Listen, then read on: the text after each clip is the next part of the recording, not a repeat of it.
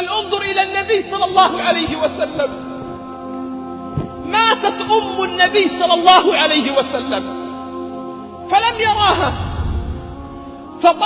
فطلب النبي صلى الله عليه وسلم، طلب من الله أن يستغفر لها فأبى.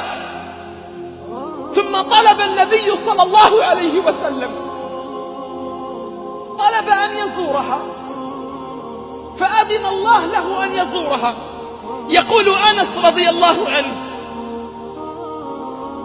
كنت ممن ذهب مع النبي صلى الله عليه وسلم إلى منطقة الأبواء ليزور أمه. يقول أنس: اسمع أيها الحبيب، النبي ما رآها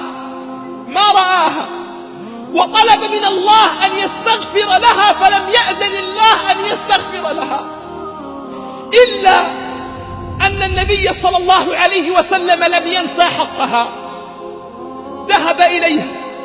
يقول أنس: فوقفت يومها بجوار النبي صلى الله عليه وسلم، فوقف النبي صلى الله عليه وسلم على شفير القبر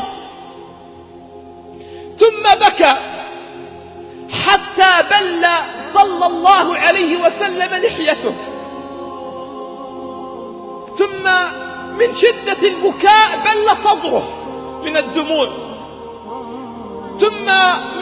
ثم اشتد بكاء النبي صلى الله عليه وسلم، اسمع، حتى بل النبي صلى الله عليه وسلم الترى الذي كان واقفا عليه.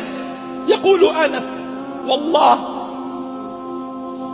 والله ما رأيت النبي صلى الله عليه وسلم بكى في حياته مثل هذا اليوم.